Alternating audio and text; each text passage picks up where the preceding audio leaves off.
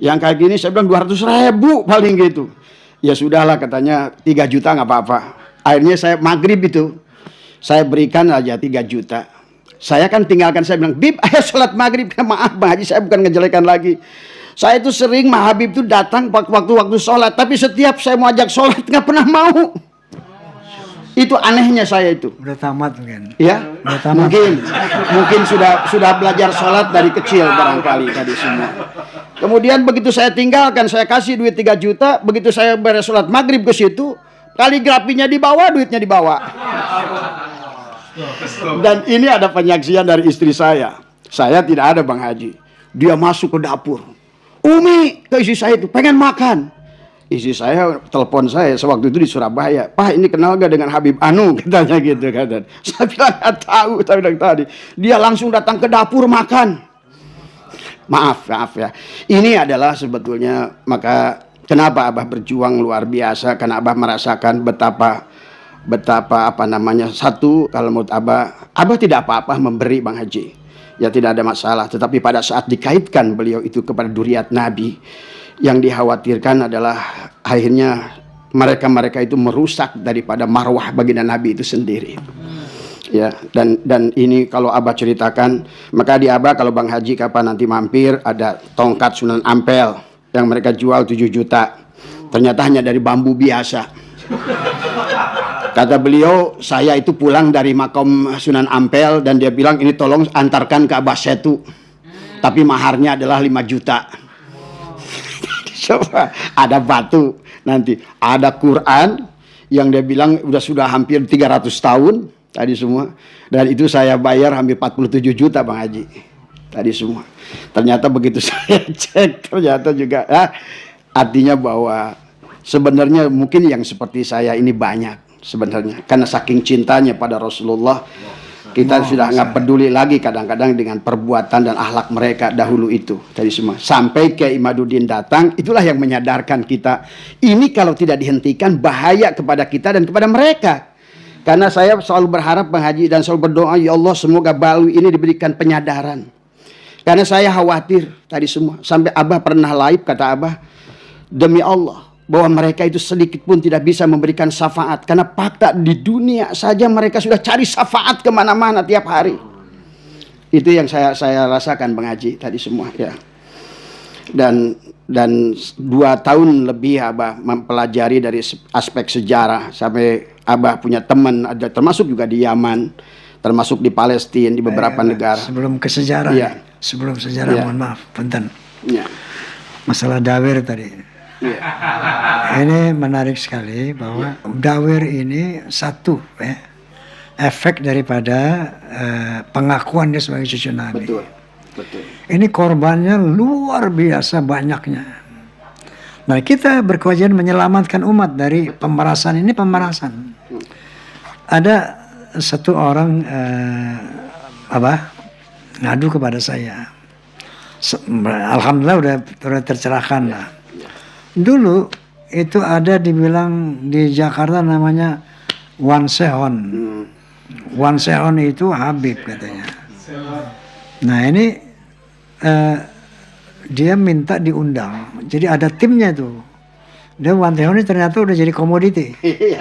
Masya Allah. Nah karena dia tuh wali Bang Haji gitu kan. Nah, dia bertanya sama saya. Saya waktu itu bayar 100 juta Bang Haji. Dari timnya itu Wan Sehon datangnya, ini waliullah, wali kutub dibilang, wali majdub. Kalau datang nih keberkahannya luar biasa.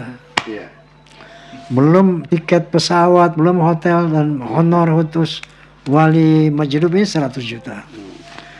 Artinya ini bisa menjadi komoditi kan. Dari mana ini bisa masyhur? Ternyata ini saya perlu jelaskan juga kepada umat ya. Ini Wan Sehon ini pernah datang ke saya juga. Cuman nggak berlaku apa karomahnya tuh nggak bisa ngedawir saya gitu.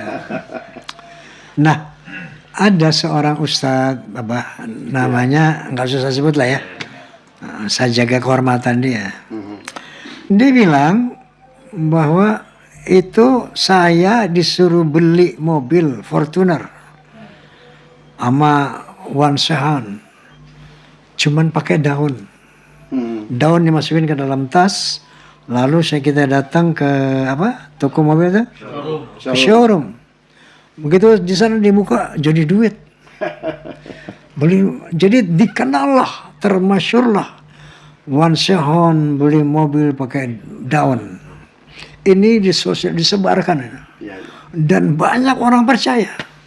Nah, saya konfirmasi Ustadz ini di satu tablik akbar, kemudian dia hadir. Ustadz yang mengatakan dia disuruh beli pakai daun itu, kan viral di YouTube. Saya bilang, Ustadz, coba Anda katakan yang sebenarnya, bersumpah atas nama Allah. Kalau Anda bohong, dilaknat oleh Allah. Di depan umum, di depan tablik.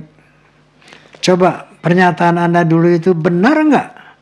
Bahwa Habib Sahon beli mobil pakai daun. Benar apa tidak? Nggak benar Bang Haji. Jadi kamu bohong? Iya, saya bohong Bang Haji. Nah ini, jadi ada seperti satu satu lo suruh bohong gini, lo suruh bohong gini ya. Ini ternyata jadi komoditi. Betul. Masya Allah, wali majdu. Sementara yang namanya wali itu qala ta'ala, ala inna awliya Allah la khafun alaihim wa lahum zayyanun alladzina amanu wa kanu yattaqun lahumul busyra fil hayati dunya fil akhirah. Kata Allah Subhanahu wa taala, katakanlah waliullah itu la khaufun alaihim wa lahum zayyanun, enggak punya rasa takut atas masa depan dan tidak punya duka cita atas apa yang terjadi. Alladzina amanu wa kanu yattaqun. Dia beriman dan bertakwa. Beriman bertakwa. Ini kalau nggak ada ciri ini bukan wali gitu. Lalu dikatakan ini karena cintanya kepada Allah luar biasa sampai jadi gila. Sehingga diamnya saja ibadah. Saya katakan, laqad kana lakum fi Rasulillahi uswatun hasanah. Sesungguhnya pada diri Nabi itu terdapat keteladanan dari perilaku. Apakah dia lebih gila cintanya daripada Rasulullah? Lebih hebat, lebih dahsyat cinta daripada Rasulullah? Rasulullah nggak gila. Jadi astagfirullahaladzim, inilah buatan-buatan orang dengan tendensi-tendensi tertentu ternyata untuk dijadikan komoditi. Nah ini yang perlu disampaikan kepada umat ya. Ada orang gila pakai sawat doang. Betul. Disembah-sembah wali majdub. Inna lillahi wa inna ilaihi raji'un. Ini salah satu cara mereka. Mereka loh. Untuk mendawir-dawir umat, membodohi umat, bahkan nanti memusyrikan umat. Betul Bang Haji. Punten Abah, barangkali itu yang tadi Abah katakan sejarah-sejarah. Mungkin Abah tambah lagi masalah perendawiran sedikit lagi semua. Ya, karena Abah pernah mencalonkan jadi Bupati Sukabumi Bang Haji. Justru pada saat itu benar-benar puncaknya dawir ke tempat Abah itu. Setiap hari tadi ada wali majdub, Habib majdub, ada 3 orang yang digotong ke rumah. Nah, kemudian dia menuliskan sesuatu di tempat rumah tim sukses saya itu. Kopi 50 kilo, gula 100 kilo, rokok 5 bal, beras 1 ton. Kalau seandainya ingin menang, ini harus diselesaikan sampai sore. Inilah memang kalau karena kecintaan kita kepada Rasulullah, terkadang kita bodoh, terkadang. Kita udah sebetulnya barangkali kita juga mengerti Bang Haji, tapi sebetulnya tadi karena kita sudah ditutup kecintaan dan mereka sudah merasa dan mereka sudah mengakui bahwa beliau itu duriat Rasul. Yang saya pandang, biarlah kamu seburuk apapun asal kamu benar sebagai, tapi belakangan kita baru menyadari tentang kepalsuan mereka itu. Maka inilah yang harus dikembalikan kepada kesadaran. Dan Abah pernah baca dalam satu kitab bahwa yang ditulis oleh Ba'alwi sendiri, bahwa sesungguhnya Ba'alwi itu tidak ada yang mubazir, tidak ada yang sia-sia. Gilanya adalah wali, sadarnya juga wali, kan gitu. Itulah yang menjadikan landasan kepada mereka oleh seseorang Habib yang dia mengatakan bahwa diantaranya adalah Habib yang gila, kaki Habib yang gila lebih mulia daripada 70 ulama yang alim. Karena landasannya, kata mereka, Habib ulama itu pada saat dia berbuat dosa hilang keulamaannya. Tetapi tubuh ini ada duriat Rasul, ada darah Rasul. Jadi semaksiat apapun kami, tetap kami itu adalah orang yang akan dimaafkan dan menjadi ahli surga. Maka siapa yang mendukung kami itu ditulis dalam kitabnya. Sudah ada kitab yang dibahas oleh Kiai Nur Ihya tentang berapa ratus hurufat adalah pembalikan, adalah hadis-hadis baginda Nabi. Itu sudah pernah ditulis, pernah disampaikan Kiai Nur Ihya bahwa dengan mencintai mereka tadi semua, siapapun kalian, dosa apapun kalian, maka akan terampuni. Inilah yang akhirnya sampai hari ini banyak muhibin itu masih percaya kepada mereka, karena mereka selalu saya pernah bertemu dengan seorang kiai dan dia masih muhibin, tapi dia adalah sahabat saya. Saya bilang, kenapa kiai antum masih percaya dengan mereka?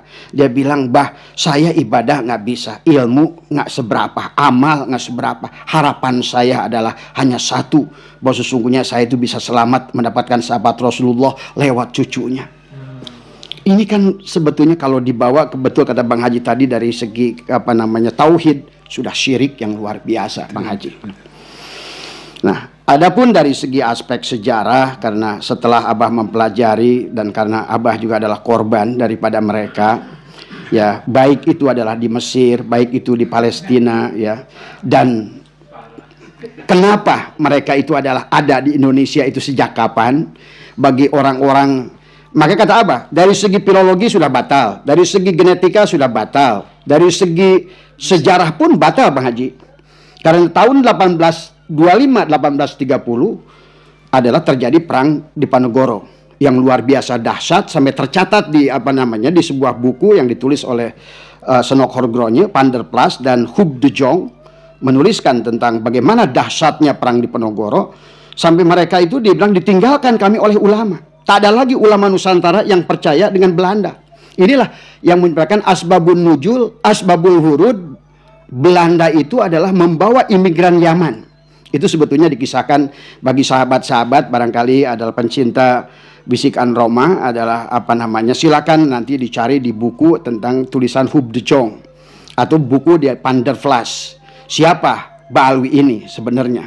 Sebetulnya nggak usah dibahas dari ilmu filologi, karena tidak mungkin akan ketemu. Nggak usah dibahas dari ilmu antropologi, apalagi arkeologi, karena tidak ada bukti-bukti sejarah. Dari segi ilmu sejarah pun sebetulnya mereka sudah batal sebetulnya. Setelah perang di Diponegoro 1825-1830, Belanda kesulitan karena Sayyid dan Syarif yang saat itu adalah hijrah dari Hijaz, karena Arab Saudi waktu itu sudah mulai bergejolak, di mana akan berdirinya kerajaan Saudi saat itu, dan mereka berubah menjadi negara Wahabi, gitu ya. Sayyid dan Syarif yang asli itu kan eksodus ke Indonesia, ditampung oleh, dalam buku sejarah kita ditulis, ditampung oleh Hamengkubuwono yang kedua, kakeknya daripada Pangeran Diponegoro. Itulah merupakan awal sebetulnya terjadinya perang Diponegoro, karena Sayyid dan Syarif itu bersama dengan Pangeran Diponegoro yang merupakan, nah kalau dilihat dari segi nasab sebetulnya Pangeran Diponegoro lebih Habib daripada mereka tadi semua. Mereka berjuang dalam perang itu, ya, akhirnya Belanda mengalami kekalahan, bahkan disebutkan 20 juta gulden. Bahkan dikisahkan adalah melebihi hasil penjajahan mereka di Nusantara selama 100 tahun. Habis dengan perang di Diponegoro itu tadi semua. Disitulah sebetulnya adalah Belanda kesulitan mencari Sayyid dan Syarif yang ada, karena sudah menyebar, Bang Haji. Ada yang lari ke Jawa Barat, dia bergerak dipanggil Aang, ada yang dipanggil Aceng, ada dipanggil Ajengan, lari ke Banten disebut dengan Tubagus. Ya tadi, akhirnya banyak di Nusantara ini sebetulnya adalah duriah Rasulullah yang sebetulnya tidak terverifikasi sesungguhnya. Karena memang Sayyid dan Syarif yang asli itu tidak akan ada yang mengaku. Tidak ada yang akan mengaku tadi semua.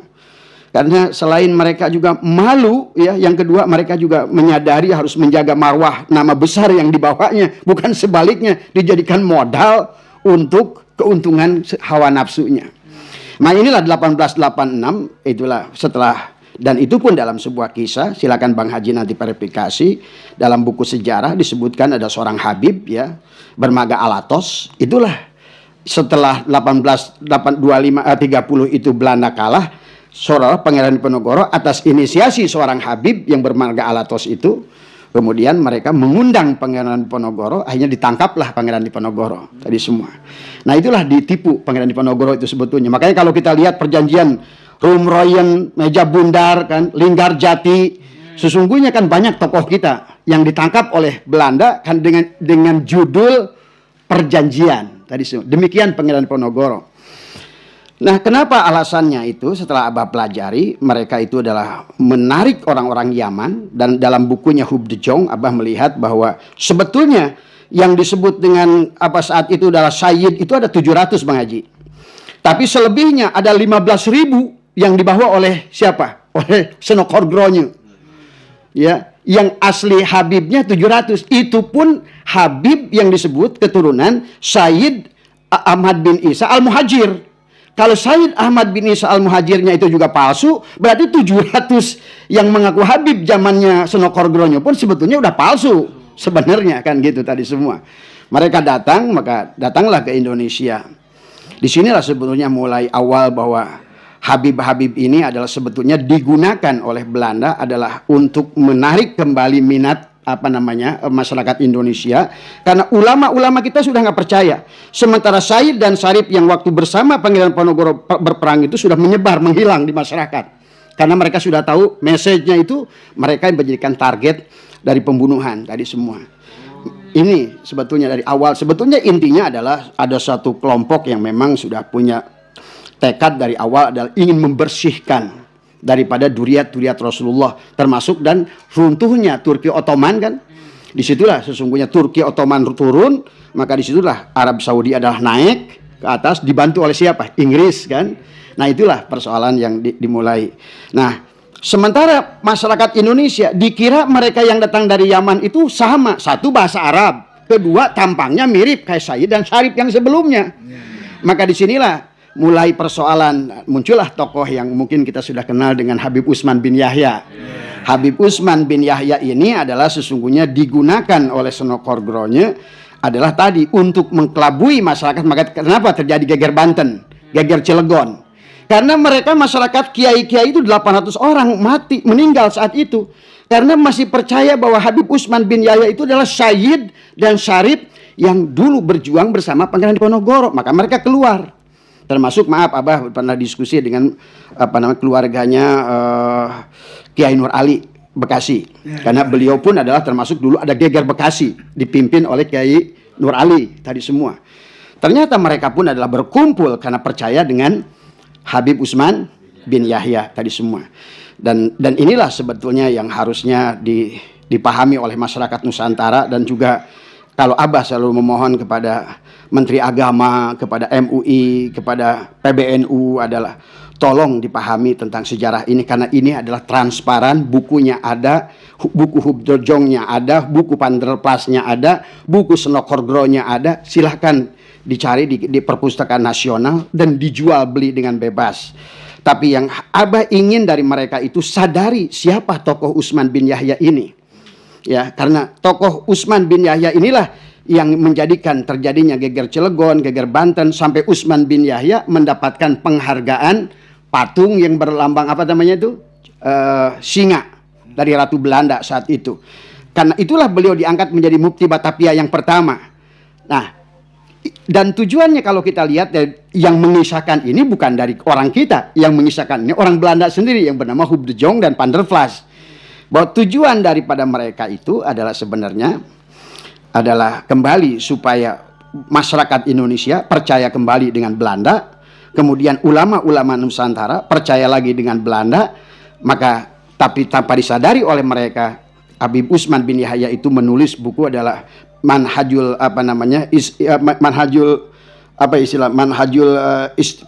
Istiqomah Fiddini Wassalamah kalau tidak salah bukunya. Sekarang masih dijual bebas, silakan diaji. Itu di halaman 22 sampai 24 itu ditulis dalam bahasa tulisan Arab, tetapi sebetulnya bahasa bahasa Melayu. Bisa dibaca di situ. Di halaman 22 dan sampai 24 itu, Habib Usman menjelaskan tentang sesungguhnya Pangeran Diponegoro itu adalah penjahat.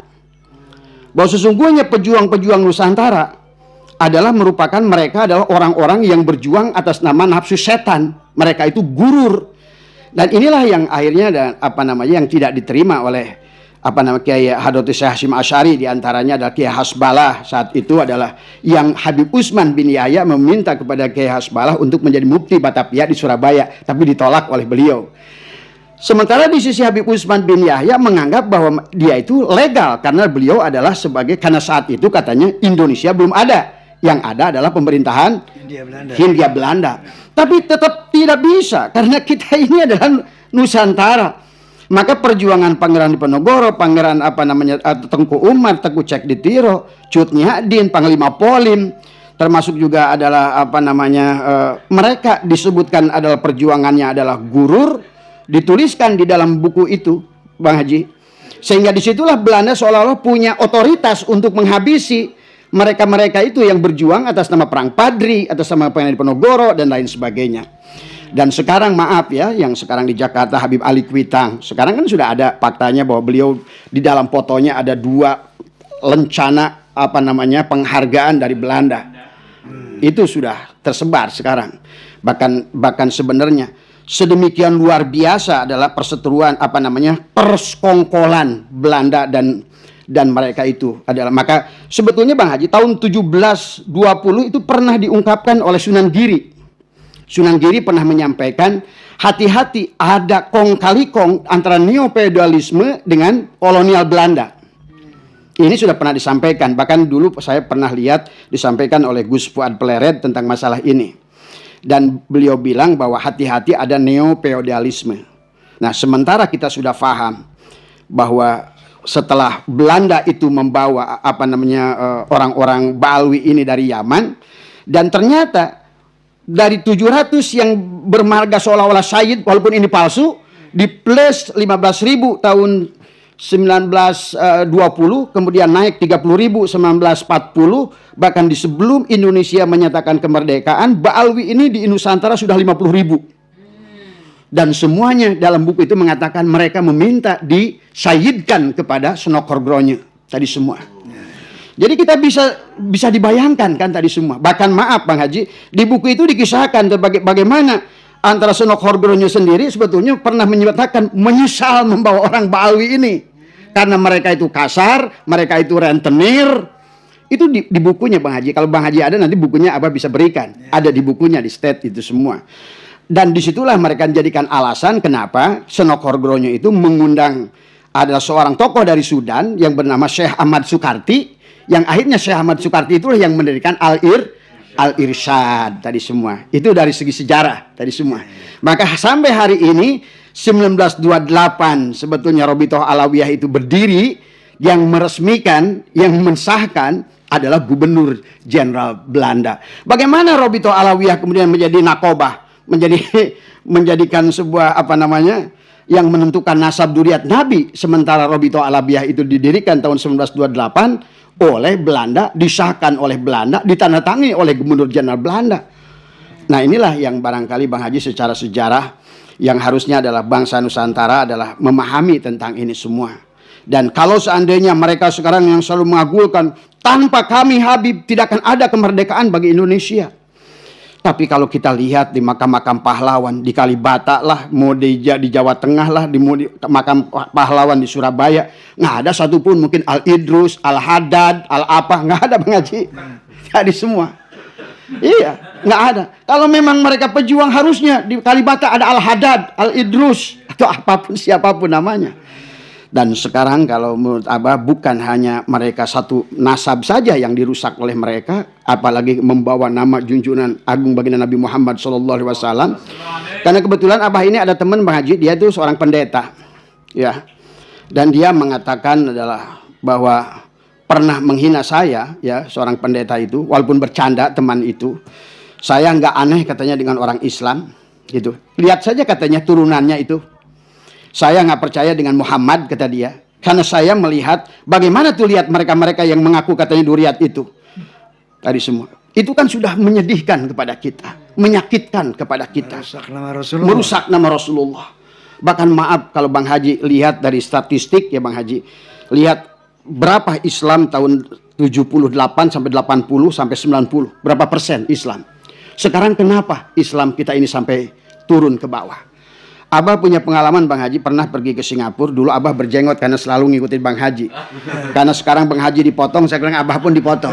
Tadi semua.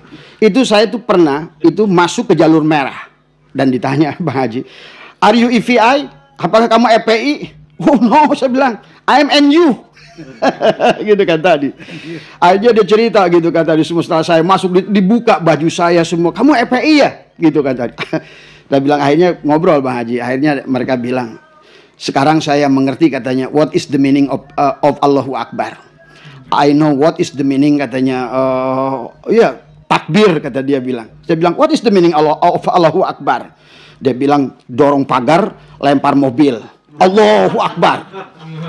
Dan itulah betapa Islam Nusantara dipraming menjadikan Islam yang kotor, Islam yang keras, Islam yang teroris. Maaf, ini adalah akibat dari segelintir orang-orang Ba'alwi yang sesungguhnya yang mengaku duriat Rasul, tapi mereka secara pribadi tidak mencerminkan akhlak Rasulullah Sallallahu Alaihi Wasallam. Itu Bang Haji barangkali. Baik, Masya Allah. Iya, jadi iya. Pemirsa, memang sejarah ini mereka unggul dalam memutarbalikan sejarah.